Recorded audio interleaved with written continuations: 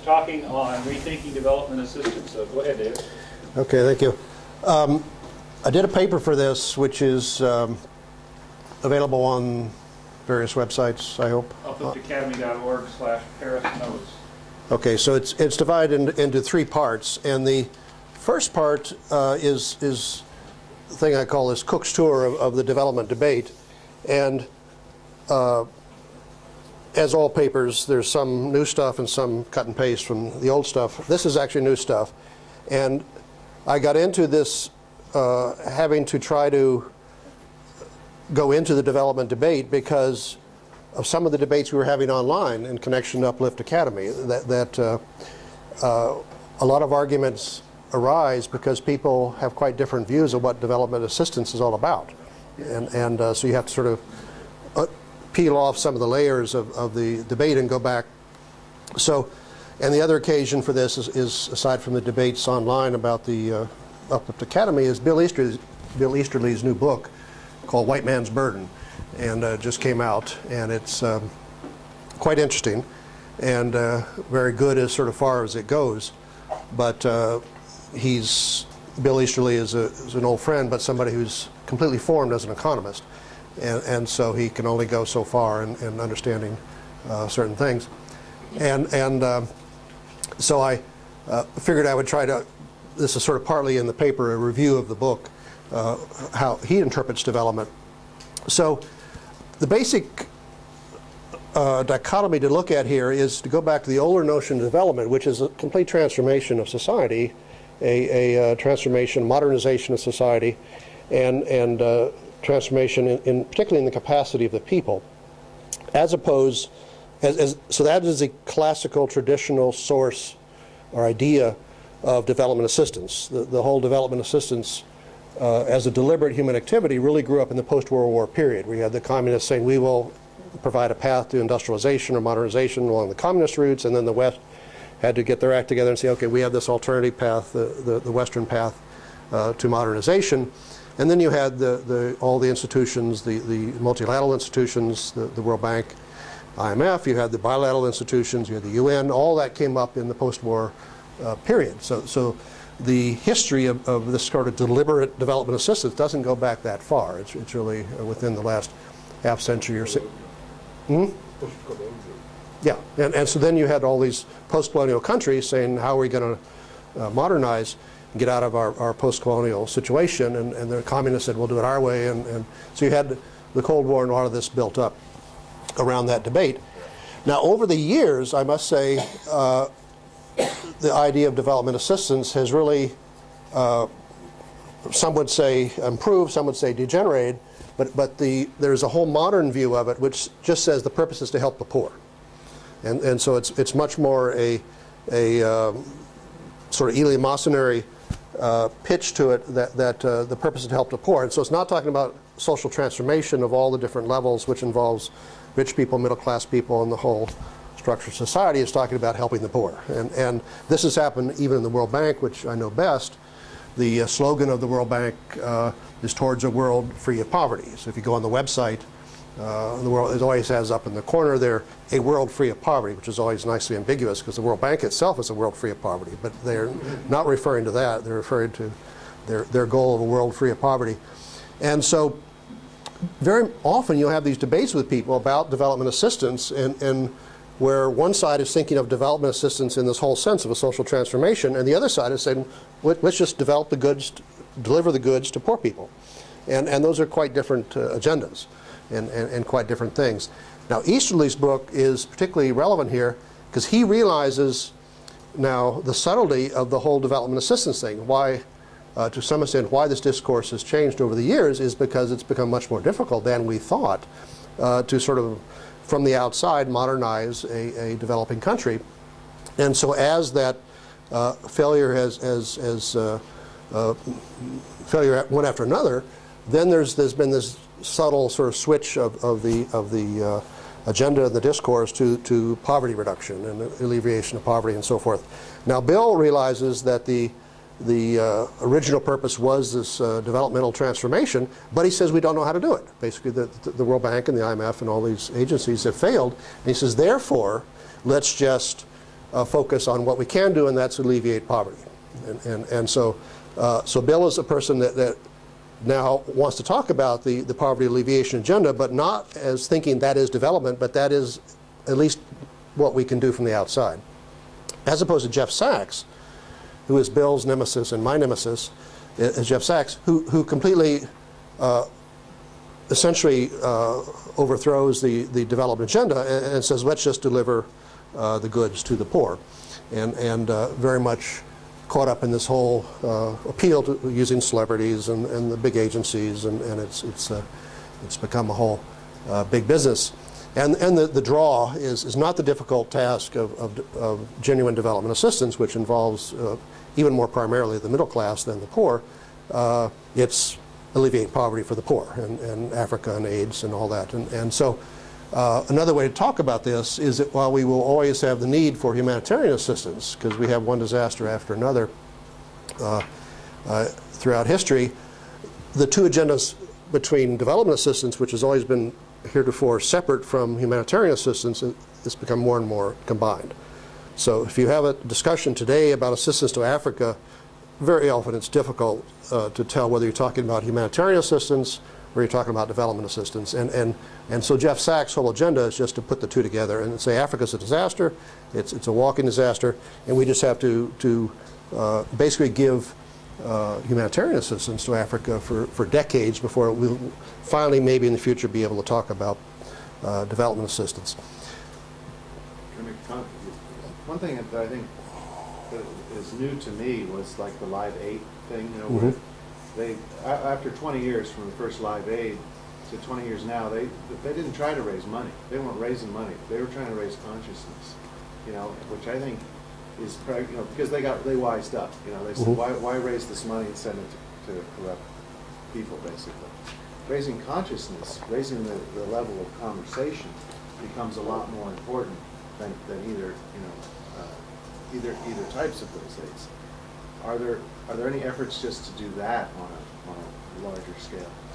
I mean, just the point of the Live Aid thing is that, you know, having friends who've been there, I don't necessarily look at it as a completely positive raising consciousness thing at all, because first of all, it's just about alleviating poverty, and then it takes some of the political and corporate nemesis and shows them as the great people. And so for people who have followed the development debates a little bit, they actually look at it as an, what do you call it, an assertment or a grabbing of the public consciousness to show how good some people are when they haven't actually been so good. And so even the fact that you're saying that, for me, is just some of the process that, anyway, but I just have to say that. No, it makes sense. I mean, what I was contrasting was just the fundamental, that always goes on, that commercialism was the fundamental difference, the learning that had happened over a generation that said, the point here is not to get, you know, raise aid and give it direct to the poor. And maybe it's just more sophisticated marketing, who knows. But the idea was to raise consciousness that poverty, you know, we're not being good ancestors because poverty is the problem. You know, if we look back 200 years, we could see a lot of things that were just, you know, what were they thinking? Well, 200 years hence, you know, that's what they're going to be looking at us about, this poverty thing.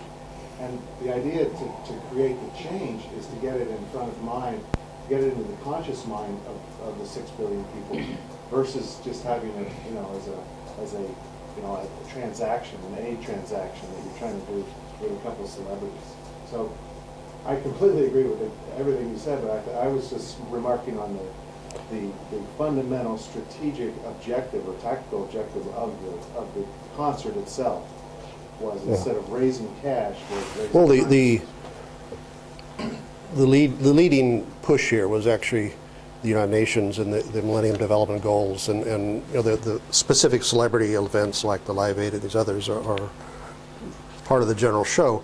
But the Millennium Project of the UN was almost a perfect representation of what I'm talking about, led by Sachs, and very much saying, you know, we don't want to talk about sustainability, that nothing, it's all a disaster. So it's sort of the whole development assistance discourse has been grabbed by this, we have to do it now, we have to save the children, it's all something immediate. Any sort of longer term thinking about sustainability is just allowing children to die, whereas if you give money now and get behind me as the moral leader of this, me and Bono and Angelina, then we will go do it. And there's been video made, Sachs and Angelina when visiting African villages and the whole 9 yards. So what I just want to say is this intellectual debate, which we had over the years in the bank as well. Are we really talking about development assistance, which is a whole social transformation? And as Easterly says, we don't know how to do it. Those who look at it without rose-colored glasses, and so a lot of it has now just been retooling itself as anti-poverty, alleviation of poverty, and calling it development assistance, so forth. And this gets back to the whole notion of another debate which intersects this debate. This is still part of my Cook's tour of the development debate, and that is, well, what do you mean by development when you are talking about development and not just alleviation of poverty? And the traditional definition, which has to be reinvented every generation, it seems, is that you're really talking about the capacity or the capability of people in a country to modernize and to produce things and so forth. You're not talking about just a rise in income levels, because you can get that by just discovering oil.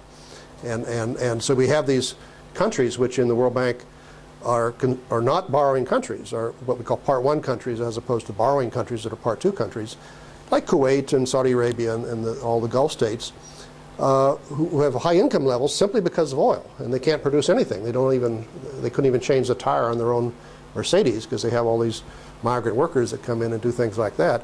And so they're considered to be a developed country by the income standard, but certainly not by the capability standard. By the capability standard, they're still very low down. And this, in one of the more charged discussions, I think, on the Uplift Academy site there was between Michael Strong and I on this migration, because migration is a big issue now in the States, and particularly in California. and my point, which sort of the last major study I did for the bank before I left, was on getting the World Bank back into the migration issue, which they sort of neglected, as poor people themselves had figured out how to get money through remittances and so forth. The old question was, well, does this lead to development? This certainly leads to poverty alleviation, and nobody really questions that.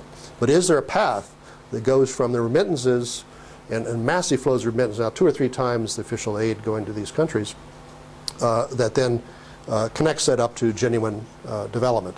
And that, I'm afraid, the answer is no. And that we know from 60 years of experience, the Gastarbeiter movement from Yugoslavia and Turkey and southern Italy, up into Germany with the manpower shortage after the war in Germany, and then the modern version of it, the Bracero program in California, and then now this massive movement into the United States from the South. And it's all very much a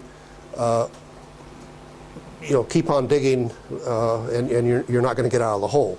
That you're going to become dependent upon this remittance income. It is improving the education levels. It is improving the living standards in Mexico and the South. All these things, as if you had discovered oil, do all these things too. It has not increased the capacity of the people or the business capacity of the South in itself. Almost all the expenditure money has been to living standards, consumption, education, health, all these things, which are all good things, but they're not increasing the capacity of the people to do that on a sustainable way, other than sending people out on a continuing basis, which is what's happening to the north and doing the jobs that the people in the north.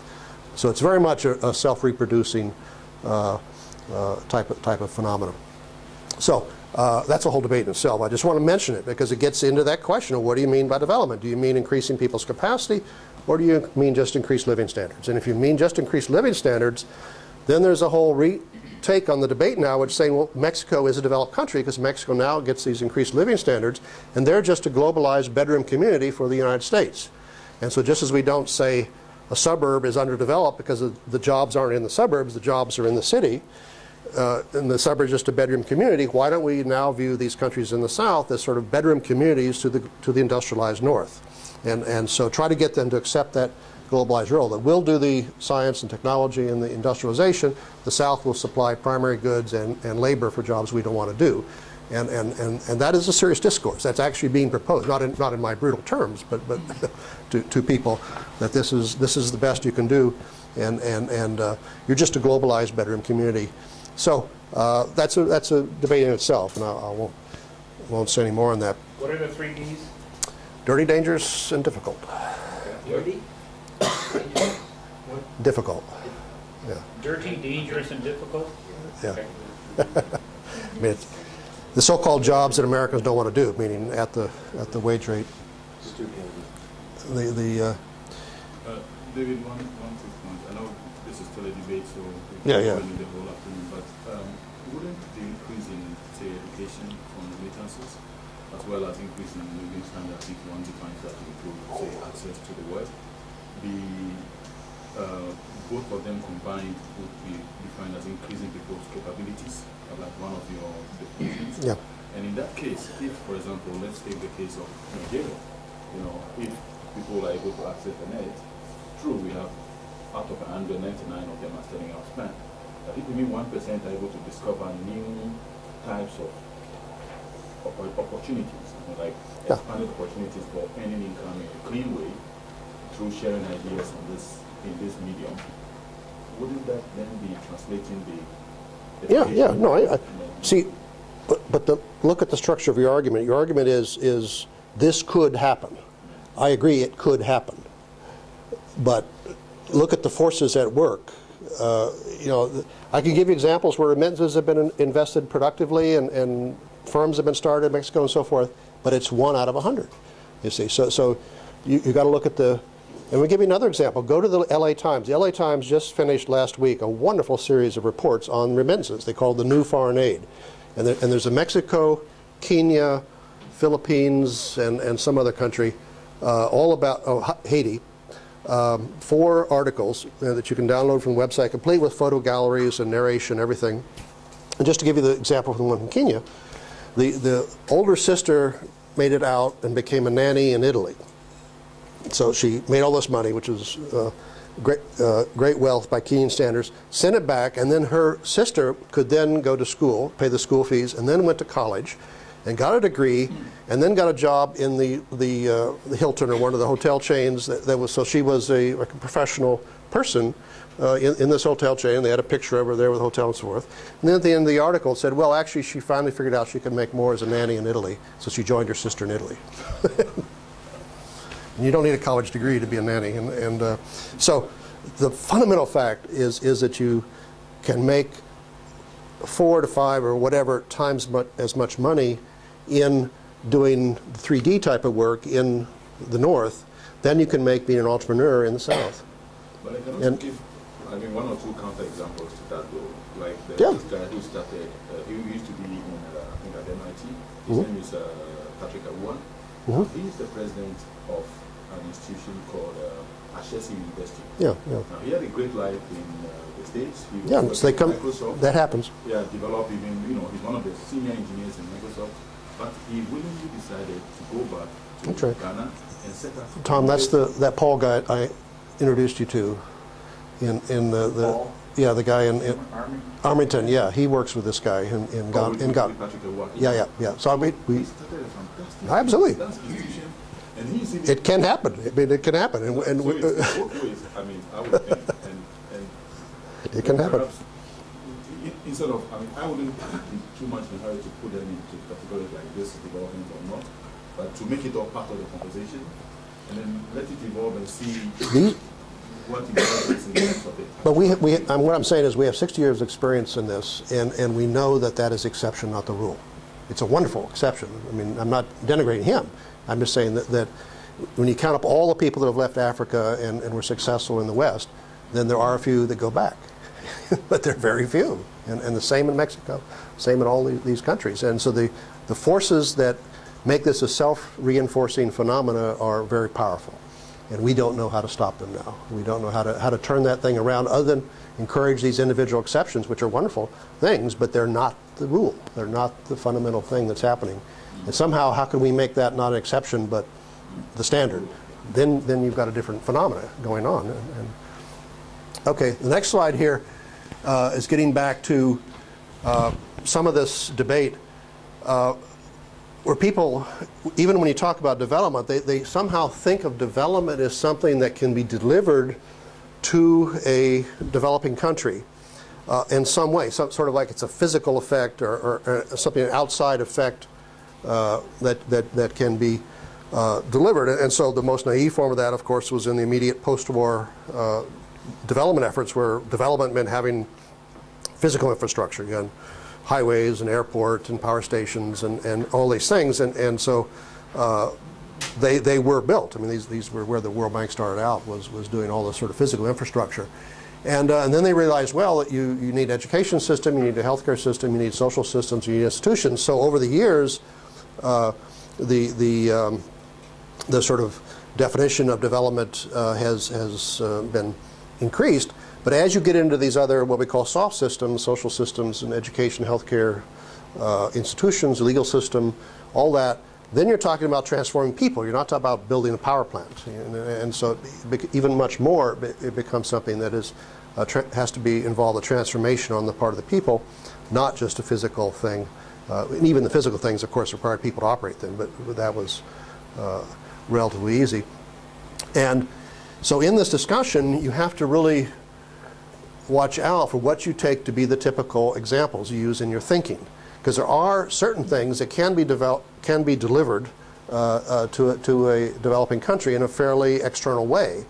And one example of that is what we call stroke of the pen reforms. And this is like when you abolish a tariff. You don't have to go in and change it. You abolish the tariff, nobody's going to pay it anymore, and you just stop enforcing it. And so that sort of thing is something the World Bank could put in conditionalities in a loan, get it done, and it's pretty much self-enforcing. You don't have to go change the whole institution. It's not like saying, well, create a law-based economy or rather than corruption. That's a little harder to do than these sort of stroke of the pen reforms.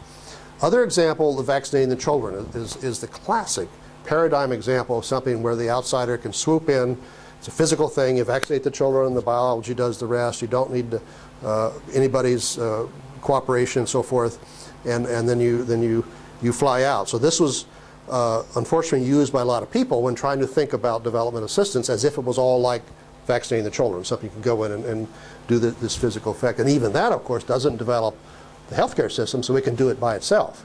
Then you've got to swoop in for the next generation and parachute people in to do it again. And now it's mosquito nets. But this is the sort of thinking that has informed Jeff Sachs and a lot of these people that take that as their mental model. You know, when you read their stuff, they don't have any thinking about institutional development or capacity development. They're all thinking of some sort of external intervention. We deliver this good effect, and then we fly out feeling good that we've done the thing. And there are a few things like that, but they are very much the exception. The vaccinating the children, or delivering mosquito nets, and so forth. And then more recently, coming out of the Meltzer Commission in Washington, and some of the recent work of the bank and the recent work of some of the think tanks in Washington, it's what's called performance-based aid or output-based aid, so forth. And it's part of this periodic rethinking. We have the same sort of cycle in management thought of where some manager discuss, you know, why are you paying people by time? Why don't you just pay them for results? And like put everybody on a piece rate, and then they have to rediscover that that's not quite the way that companies work. So we get the same thing in aid, in the aid business. Is that why do you just deliver inputs? Why don't you only pay for when you get outputs? Why don't you measure the output, measure performance of the aid program, and then gear your aid to that? And so the way that's played out now is this idea that you'll have international service providers, which are international consulting firms, often American-based or possibly European-based, that will go in and deliver development services. And it'll be put up for bid internationally, so that they'll say, well, the health ministry could bid on the vaccination program, say, because they tend to use the vaccination as a typical example, along with these other international service providers. And then whoever gets the contract, and then they won't be paid until you can then show that the development service has been delivered. So that 1,000 children have been vaccinated, then you get a certain payment for that, and so forth. So the the local groups, if a country is so bad off that it can't even vaccinate its own children, it's obviously not going to win the bid against some international firm that's already done this in a number of countries and is known by the agencies. So you get this whole image of this nice market-based bidding process and this delivering this thing to the people, and then it's all very efficient, and it's you're bypassing all the corruption through the government. And of course, you haven't done any capacity development, zero capacity development. In fact, you have almost bypassed the capacity development. So now the healthcare system is never going to learn because it never can win the bid. And yet people in the North will feel good because they've had their aid money. They know where it's gone. It hasn't disappeared. Some Swiss bank account it's been used to vaccinate 5,000 children. Here we have the results, and we didn't pay it until the 5,000 children were vaccinated. And so this is part of the new discourse in the aid business. So you've completely gotten away from the traditional goal of developing capacity in the country, and you just think in terms of these things that we can deliver and we can monitor and we can base the payment to the performance after it's been delivered and so forth. Okay, part 2 of the paper is well, if we do rethink this whole thing, then the basic idea is the people themselves, if their capacity is going to be developed, this is not something that can be imposed from the outside. This is something that is transformational in the people themselves and is part of their becoming more autonomous, becoming more self-sufficient. And in the management business, there's jargon for this. There's what's called inside out versus outside in. And so goes back to Ezra Taft Benson, one of our Mormon secretaries of agriculture, talked in these terms, and then Stephen Covey, Mormon as well, picked up on it and really popularized the distinction. So in other words, this is something that has to be inside out. This is something that has to start with you and then come out, not something that somebody else can do to you from the outside. And it's a wonderful sort of metaphor.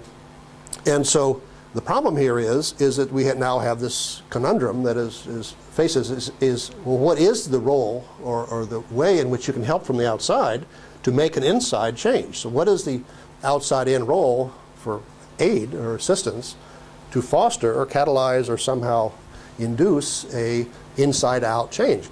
And it's a conundrum because the more it's coming from the outside, the less it's coming from the inside. Usually it crowds out the sort of internal changes and vice versa. If it really is inside out, then the outside aid probably isn't playing that crucial a role. One way or another, you can raise the money or whatever it is. So you have this fundamental conundrum, and my book is basically written around that conundrum and pointing out that same conundrum occurs all across the whole spectrum of human activities, of human helping relationships in education and management, across the whole spectrum.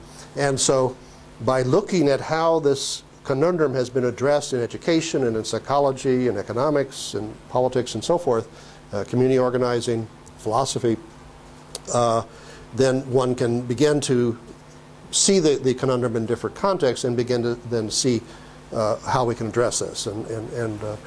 So I give a few quotes here. This is Gilbert Ryle, a philosopher, also one of the early thinkers on the difference between codified knowledge and personal knowledge, even before Polanyi and others, is knowing what versus knowing how article. And he gives very much the sense, the conundrum is how do you really teach another person? That if it's how can you sort of give that person new arithmetical thoughts, because then they're not the pupil's own thoughts, and is he just reproducing what the teacher gave them rather than something that he really has appropriated and owns himself. And I give a few other quotes here. The first quote here is Leonard Nelson, who was a German philosopher, Kantian, about middle of the 19th century, and very, very nicely lays it out here. How can we affect a person by outside influences so he will not permit himself to be affected by outside influences? So how do you, from the outside, help a person become autonomous? So how do you heteronomously help a person become autonomous is the contradiction. And this, of course, is basic to John Dewey's educational philosophy, and I use Dewey as a major figure in the book. But David Hawkins is a modern, just died a few years ago, is a modern figure, and is probably was the best recent Deweyan philosopher. He was the historian of the Los Alamos Project, the Manhattan Project at Los Alamos. And he was trained as a physicist and then became a philosopher, and his wife was an educator, and so he then got into philosophy of education. And so some of his stuff I really recommend it to you on education. And you see he also lays it out here that the aim of teaching is to affect those inner processes that cannot in principle be made subject to external control. And so you get so how do you externally affect those inner processes? And processes germane to independence, autonomy, and self-control. So this is the fundamental problem. And as I say, it occurs across the fields. It occurs in education. And I look at 8 people who I think in their work zeroed in on this conundrum rather than tried to brush it aside or blah blah. They really tried to face it. In education, I look at Dewey and Paulo Freire. In management thought, I look at Douglas McGregor. Psychology, Carl Rogers. Community organizing, Saul Alinsky. In philosophy, Kierkegaard was very much on this. And then in development itself, Albert Hirschman is the only living thinker. He wrote the preface to my book. And of course, Fritz Schumacher, basically known for his Small is Beautiful book, but there is a whole other side of Schumacher's thought that relates to the Small is Beautiful, but is even more directly on this theme. And his fundamental slogan, you have to remember, is find out what people are trying to do by themselves and help them do it better. That was his fundamental slogan. And so he got this sense, which Hirschman calls it, find out where virtue is afoot and then try to help it along. Because you can't buy virtue, you cannot impose virtue. Virtue, he means, people doing something that's developmental. So Hirschman and Schumacher both caught this sense of the conundrum that somehow it has to start with the people, and external aid, rather than try to start it or initiate, has to try to find it and then catalyze it and strengthen it, but not in any way override it or take over and so forth. And all these other people realize the same conundrum in their own work, in management thought or education, psychology, and so forth. And now, the 2 ways in which people are not respecting autonomy, that what I call unhelpful help, takes sort of 2 forms, and here I could be yin and yang of unhelpful help, or the masculine version and the feminine version, if you wish, if you want to put it in those terms. And one version is a sort of social engineering, where you have the expert who knows how to do it, and these are typically economists these days, and you see them, you take the model of the people in developing countries are like trying to go through a maze and they don't know where to go, and you have the experts up there in the helicopters saying, go left here, go right there, and they're throwing wads of money along the maze, so they'll go that way, sort of directing the process. And that's the social engineer that this goes even back to Adam Smith. I mean, Adam Smith has a wonderful quote where he says, "There's the man of system that thinks he can move views human society as a chessboard, and the man of system wants to move the chess pieces around and so forth." And so that's the image of the social engineer, and that's of course where the World Bank is the. I have a slogan where I say, if social engineering was a religion, then the World Bank would be the Vatican. And if you go inside the main building of the World Bank, then you'll see St. Peter's Cathedral there. There's this huge atrium inside the main building of the bank that is the St. Peter's Cathedral in that Vatican. Now, the other form of unhelpful help is more, this is the feminine form. Let me help you. Let me give you resources, because I'm benevolent, I'm a charitable person, and so you sort of then undercut people's ability to help themselves, because you always, when they're in time of need, they're in time of stress, and you come in as the benevolent outsider and provide the help. So you disconnect them from the conditions of their life, which would spur them to do one thing or another, and simply put them in mode of as a recipient, as a target of your charity, and as a receiver of aid. And in economics, this is called moral hazard. And the origin of the term moral hazard is from the insurance business, where you over-insure somebody. So if you're say a business person, you've got some warehouse, and you want to take out fire insurance on the warehouse, then if you over-insure, then you have no incentive to put in a sprinkler system or to actually take the normal precautions to prevent a fire, because if it burns down, you get completely reimbursed and so forth. And so we had this phenomena of overinsurance, which then created more hazard. So it's called moral hazard, is this increase in hazard due to this, disconnecting people from the consequences of their own actions because they're insured. And so when you generalize that concept, and then you see that in some sense the aid business, particularly the charitable side of the aid business, is creating a huge moral hazard thing where people still live in parts of Ethiopia where nobody should live because they know if they get in trouble, the aid will come in. Whereas in the old days, they would have just migrated out to. But that was New Orleans. Well, there was a relevant theme to understand Morales too. So what's happened, and to make a long story short, is as I said before, a lot of the development business is now shifted into this helping the poor and sort of disaster relief, but with the whole charity overlay and benevolent, and creating a huge moral hazard problem. There are whole societies now in much of Africa that basically live off one form or another of aid, and now remittances are the two major forms of outside income not to the elites, but to the poor people in these societies. And neither one is directly developmental. The remittances could become developmental, and certainly the charitable relief is more just reinforcing, keeping you in the condition. And this, by the way, the right wing in America has been very good on this. What's his name? The guy that wrote Losing Ground?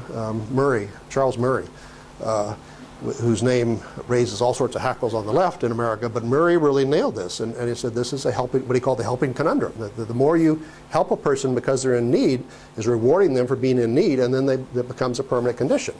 And so while you have to do it, in some sense, you have to be very careful not to do it on a long-term basis, and that's where this slogan, charity corrupts long-term, charity corrupts long-term, is because people are rewarded for staying in the situation of need, and the more they take action to get themselves out of the situation of need, they're cutting off the aid. And so you have this negative, perverse incentive system to stay in the condition of need, because you then still get, and it had a lot to do with the welfare reforms in the Clinton era. Was actually this conservative critique of the old welfare system that was just rewarding people for staying, and that whole problem is unfortunately writ large in our international system.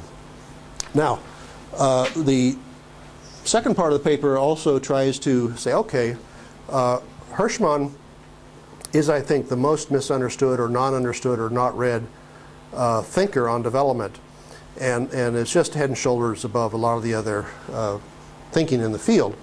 And he's very difficult to read. I mean, he's frustrating to read because he doesn't give you the answer, and people want to say, well, what's the way to development and so forth. But it's there in some sense, but you have to really absorb it. And he was the one that classically gave the answer to the big push theories of the 1940s, the 1950s, the immediate post-war era. And the idea there was actually one that took into account these notions of increasing returns, because it said that modern society, if you think of all the systems just in this room that have to interlock and work for us to be here and have the electricity and the internet and all this stuff, it's a hugely interlocking system, and no one person really knows how to fix all these things. Each person in a modern technologically sophisticated society knows only a small part, and we have it all organized wonderfully together so all these people can keep these things working. So you have this image then that modernization is something you've got to do all at once, that you can't do it piecemeal. If you do it all at once, then you'll get everything working and you'll have this huge return. If you don't do it all at once, then any part you did won't interlock with the other parts, and the whole thing will then fall back to failure modernization. So you had this theory, we have to have the big push. We have to do everything at the same time so all these systems will then interlock at a higher level, and then we'll have development, we'll take off to development, get all these nice metaphors and so forth. And Hirschman said, well, I'm sorry, if they had the capacity to do all that at the same time, they wouldn't be an underdeveloped country. This is sort of assuming the solution, and then exactly the same debate happened in 10 years ago in the transition, that you had all these people coming in and saying we have to have the big bang they call it the Big Bang instead of the Big Push. You have to do all these things at once. In these societies, these social societies, they had very little state capacity. And the point was, if they'd had all that state capacity to change all these institutions at once, they could have made socialism work. They didn't have that capacity, and they didn't make the transition. They created a huge mess in Russia and a lot of the other countries. So that debate is an old debate. And Hirschman was the one that said, well, look, we have all these societies that did develop in an incremental way. There was no, it wasn't historically. You have to look at very closely at the historical process of how that happened and then try to draw lessons from that. And Jane Jacobs, I'll talk more about her, was the same way. That don't look at the sort of abstract theories about what has to happen. Look at how societies historically developed and what was the process. And that was always a process of unbalanced growth where you would try to do one thing. And yes, you can't do everything at once, so you do one thing. Then that creates pressures over here that to make this really work, we really need this to work. So then you have an internal pressure to make this other thing work, and then that creates another pressure over here. And so it's this process over time of each one of these systems requiring the other system to function better. And these are all endogenous processes then in these undeveloped countries that, you know, the simple-minded version is one thing leads to another. But it was really, so Hirschman was saying, I don't deny the interconnection between these systems that the big push people talk about. But rather than seeing it as some impossible technocratic task that we have to do all at once, let's use those connections, get one thing going where virtue is afoot. And as that gets going, that creates these other pressures for the other thing to get going, and then the whole thing. So it's like he uses the metaphor of putting together a jigsaw puzzle, that you can't just put the puzzle together at once. You start here where the pieces start to fit, and then as they fit, then you see other pieces will fit in. And so you spread out using the connections between the pieces to see how to go. And so Hirschman was not only speaking about actual historical processes, but he was giving an alternative vision of development than the big push theory that Jeff Sachs and... Does he define a kind of a sequence of pieces to fit together, or is everything is unique to the country? No, well, he's very, you have to understand his mind. It's a very peculiar mind, very interesting mind, that he likes to look at counter sequences.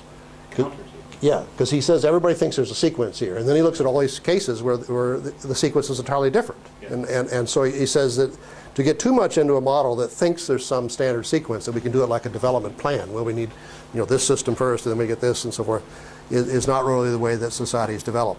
Well, you have to have clean water first, and then you can move to education, and then you can move to the stock market. Is that kind of a sequence there? Well, let me give you an example of, we've got all the stuff from Hernando de Soto that says we need to create property rights, because then when people have property rights in their homes, then they will fix up their homes in the shanty towns and so forth. And so that's the sequence.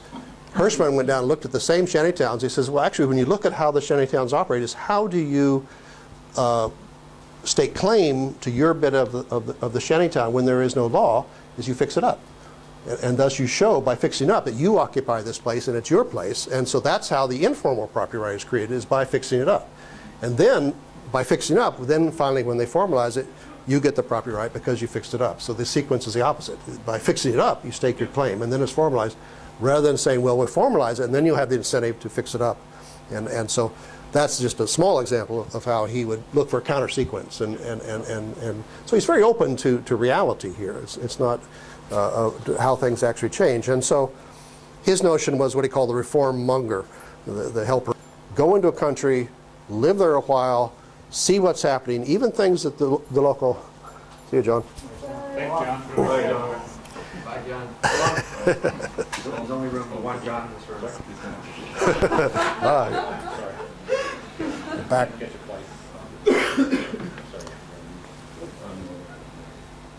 So this is what he called uncovering hidden rationalities, or finding where virtue is afoot, and so forth. So we go into a country and sort of see what's going on, and see where there might be openings for change. So it's not you going in there saying, I will give you, $50 million if you do this, because I think that's what's necessary. It's going in there with no money and saying, let's see what's happening.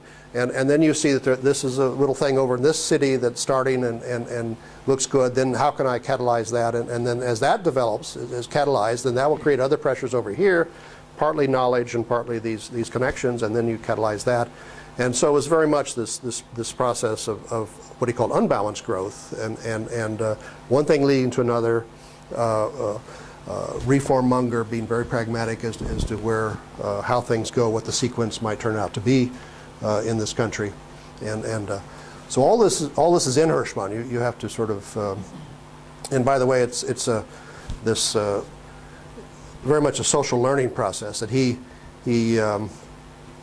quotes this. There was a what's his name, Flambeau, the French author.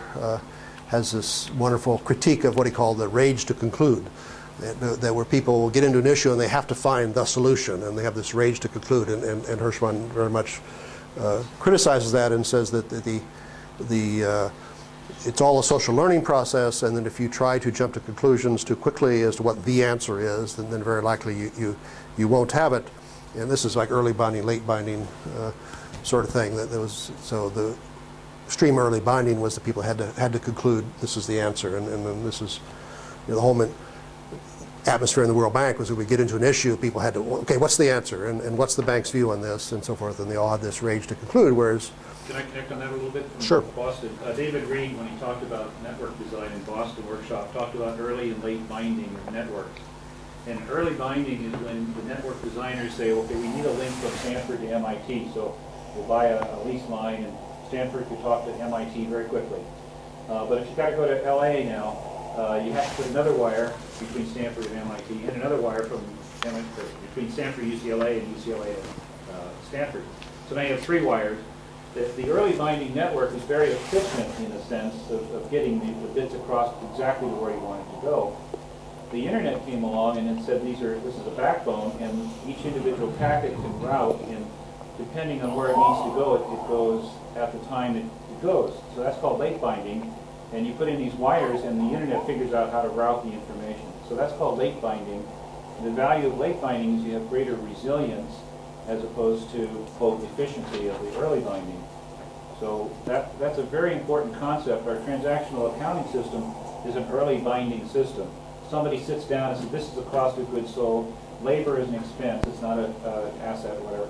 And everything is fixed initially, and then you behave according to those fixed assumptions.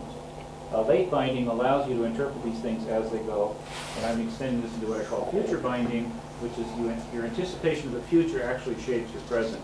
So appreciative inquiry question into what's working is actually a future binding to where you want to go. So, I'm sorry.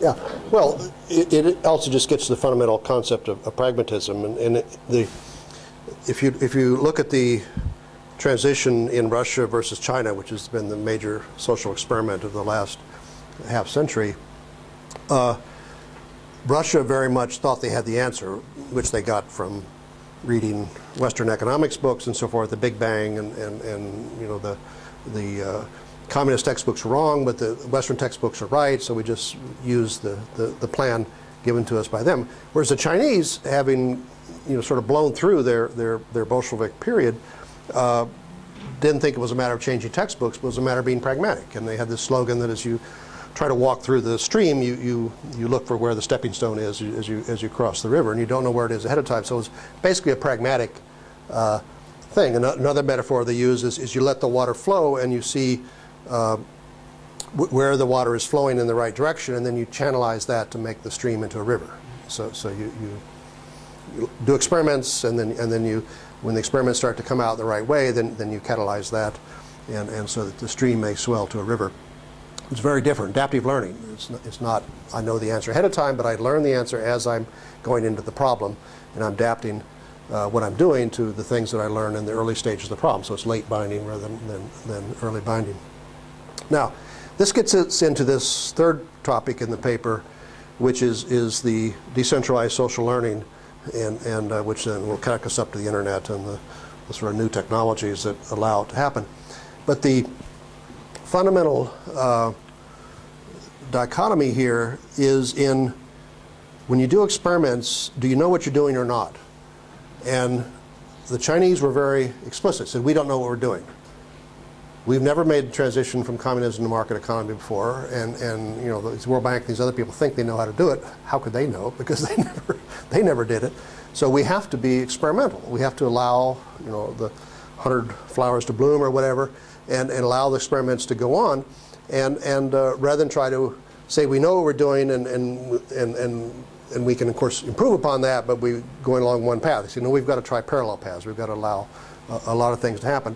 And this turns out to be a fundamental dichotomy that runs throughout science and mathematics and literature, is this contrast between series and parallel. Between, if you think of a search tree, you're going over a search tree, and if you think you know what's the right branch on the tree, then you just go along that branch on the tree. But if you don't know what you're doing, then you've got to do parallel searches. You've got to try a little bit here, a little bit there, and so forth. And in computation, it's what's called breadth first search versus depth first search.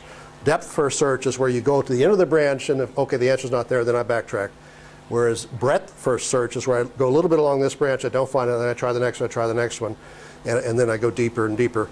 But the institutions like the World Bank base their prestige on knowing the answer. So they don't tolerate parallel experiments, because that would mean that if I actually allow people to do really different things, it means I don't know the answer. So how can I justify the prestige as a World Banker if I don't know the answer and give out money to actually get people to do all these different things? So the series experimentation of where we know the branch to be on, and as you go along the branch, you can do little experiments to know exactly how to do it. But basically, we know the way to go. That's in contrast to this methodology of parallel experimentation, which says, well, we basically don't know, and we really have to explore a lot of different alternatives. Eventually, we'll converge. Eventually, we'll find which branch the answer was on. Now, let me go to the next slide first. This theory turns out to appear in evolutionary theory, and the rise of modern sort of mathematically formulated Darwinistic evolutionary theory was what's called population genetics, and there were basically three thinkers that developed population genetics in the early 20th century. Ronald Fisher of the F-test, and better known for his work in statistics, and J.B.S. Haldane, and an American, I used to call it Sewall Wright, but it's Sewall Wright, I think is the way you pronounce his name. And he's largely known now for having invented this concept of the adaptive landscape. If you read the Santa Fe Institute sort of stuff, and they talk the complexity theory, they have these adaptive landscapes. So this is all in Sewall Wright's work back in 1929 and 1930. And so this particular picture is illustrating Sewall. Explain that a bit more to those who don't know what an adaptive landscape is. Yeah, it's so you think in terms of this three-dimensional mountains as you see here, and higher up is higher adaptive fitness for an organism. And so how do you the whole theory of evolution is how do you increase your fitness and as you evolve, and so Darwin had, well, there's two moments, two sides to every evolutionary process. One is the variation, trying different things, and the other is selection. Of the things that are tried, how do you select? And Darwin turned out only to have a theory of selection, the selection by survival of the fittest. So the question was, where does the variation come from? And of course, Darwin didn't know about genes or didn't know anything about the mechanism, and so they were pretty loose for years and years about the source of the variation that has to feed an evolutionary process. If you have no variation, then selection has nothing to work on, because you only have one thing. So there's always these two moments, the two sides of any evolutionary process. And in the complexity literature, this is called exploration, which is variation, or exploitation, whereas you select one thing and exploit that, and you need both. Now, Sewall Wright was the one guy in all this that really said, well, we really need to think about this variation thing, because we really don't understand that very well. And just to say, well, we've got millions of years and there's mutations, maybe that doesn't really account for it. Maybe we need to look a little more at the actual structure of how variation takes place, so then selection can do its work. So he went and talked to artificial breeders, as Darwin did in his day, and he said, do you keep all your cows, say, in one herd? And the breeder said, no, we have all these subherds, and we let the subherds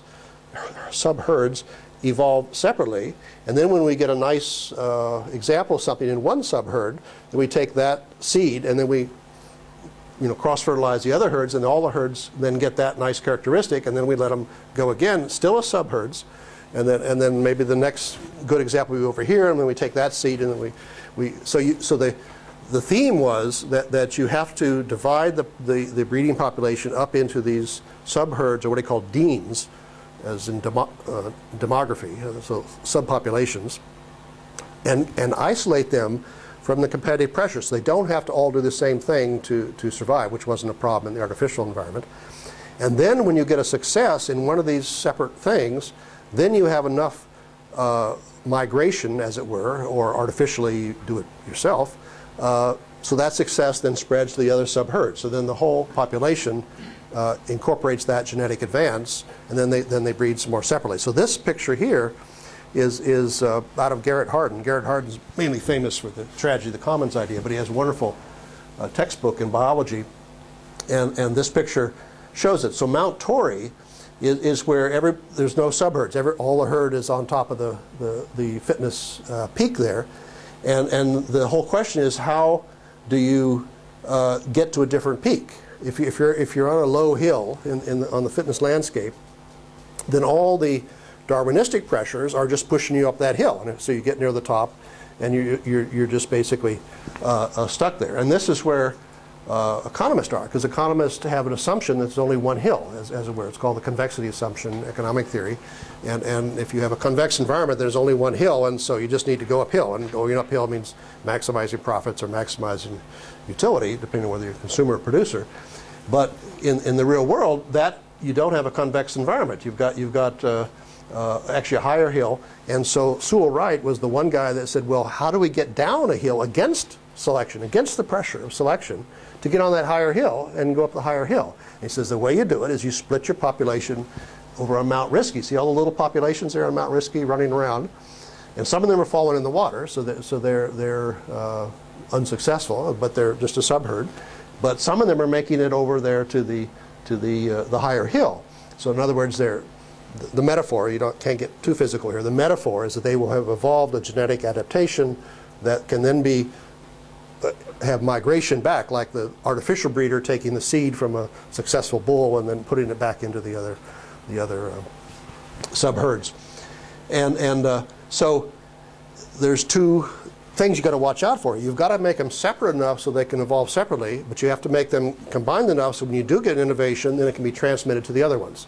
And it's a shifting balance. So that's where the name shifting balance comes from. Is the two, you have to balance the separateness so that you don't just get all one herd, going one way.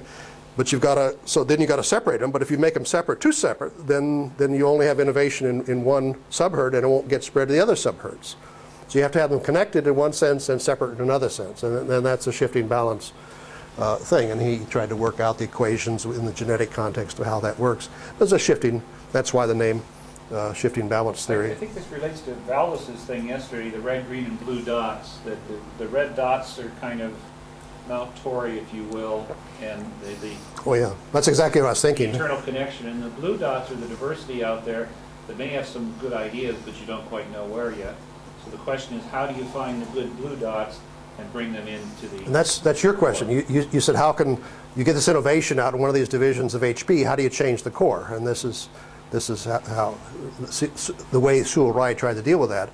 In a development sense, we've done this children adopt a child thing, which is a $100 billion a year business, but it's stuck doing adopted children, and the expanding that or evolving that to something other than taking money for people for kids hasn't quite ever happened as far as I can tell. So we have a really good fundraising mechanism with kind of a bad back-end delivery process. So it just kind of locked into this one thing that maybe we should try to expand it somehow and generate some diversity there. So when you look at this parallel experimentation in Sewall Wright's work, and there's a whole set of other examples I go into in the book and elsewhere, you can sort of abstract the commonalities in this decentralized social learning mechanism, and so I call it the right stuff. And the basic ideas are that you have these separate experiments, the parallel experiments, and they have to be separate in the sense that they don't have to all have immediate pressures to succeed. So if you're in a corporate environment and you want innovation in a corporation, then you can't expect them to show money in the next quarter. I mean, you've got to isolate them from the competitive pressure of the, in this case, the profit pressure, and so they can try things. So that's the semi-isolation between the experiments, removal from competitive pressure. but benchmarking between the experiments. You're constantly comparing the different experiments. So you need some sort of a criteria as to what works and what doesn't work. And then in the successful experiments, then you need migration or cross-learning between the experiments so that they all get ratcheted up. And then they continue to experiment, and then you ratchet up some more.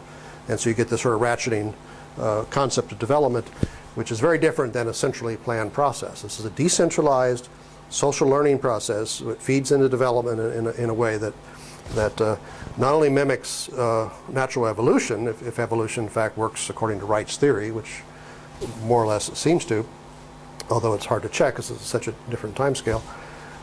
It certainly works in a lot of other examples we have of social learning processes. And I'll talk. Would you argue for deliberately isolating the environment in which the population that is going through the parallel experiments? Because sometimes if you have an open system, then some external factor that you have no control over can influence the outcome of your experiment. To give an example, in development terms, if you have an experiment to try and encourage, let's say, some small businesses or some kind of finance program, Right. and at the same time you have big charity organizations that are totally outside your control, continuing to feed charity types of money into the system, then your experiment is sort of being influenced. You can't really control it. Yeah. But the dilemma is that if you try to control it, like try to say, okay, like Russia did recently, that okay, certain NGOs cannot work in the country unless they follow certain rules that Right. you define. Then again, you get into this problem where you are controlling too much, and so the whole democracy issue comes in. So I'm just wondering, how do you resolve this tension between the need to control the environment? Like in Sewell's drawing, those mountains are all surrounded by kind of an ocean, so you don't Right. isolate them in a way. So it's kind of, I'm having a problem dealing with